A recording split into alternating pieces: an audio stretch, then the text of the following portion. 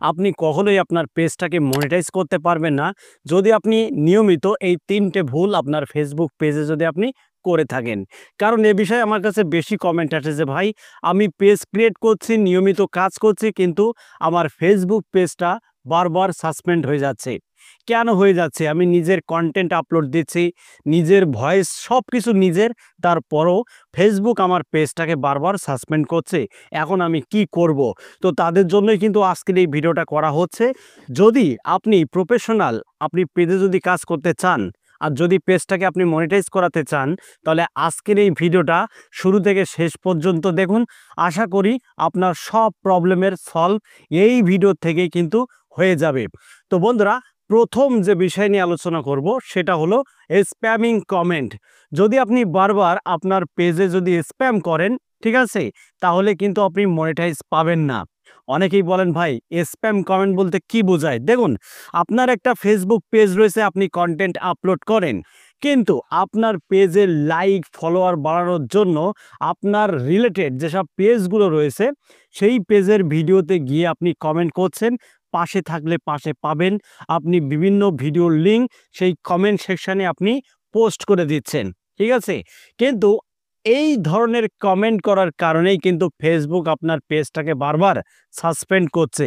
Support করলে support পাবেন, পাশে থাকলে পাশে পাবেন, আমি আপনার পেজটাকে ফলো দিয়েছি, দয়া করে আপনিও ভালোবাসা দেবেন। তো এই ধরনের কমেন্ট যারা বারবার করবে তাদের পেজ কিন্তু বারবার সাসপেন্ড হয়ে যাবে, সাবধান।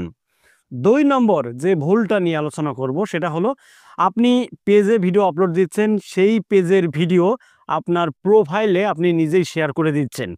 এ ভুলটা করছেন না তো?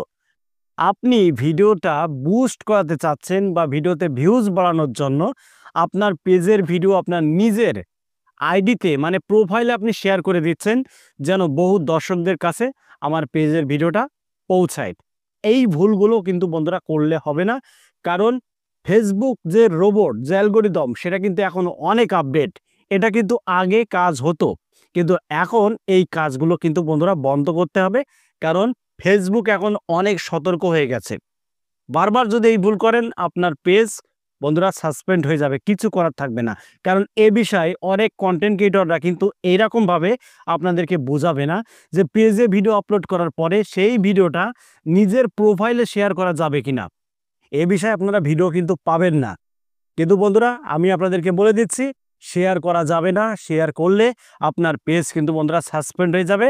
কারণ এ এতে কিন্তু বন্ধুরা আমি ভুক্তভোগী, ঠিক আছে। কারণ আমিও কিন্তু এই ভুল করেছিলাম, এই জন্যই কিন্তু আমার পেজও কিন্তু বন্ধুরা অনেক পেজ সাসপেন্ড হয়ে গেছে। ৩ নম্বর ৩ নম্বর যে ভুলের কথা বলবো, এটা আপনারা কখনোই করবেন না। করলে আপনার পেজ বারবার সাসপেন্ড হবে, আপনি মনিটাইজ কিন্তু কখনোই পাবেন না। সেটা হলো আপনি পেজে ভিডিও আপলোড দিচ্ছেন, ঠিক আছে? পেজে ভিডিও আপলোডের সময় আপনি কপিরাইট ফ্রি যে মিউজিকগুলো রয়েছে সেই মিউজিকগুলো আপনি ইউজ করছেন।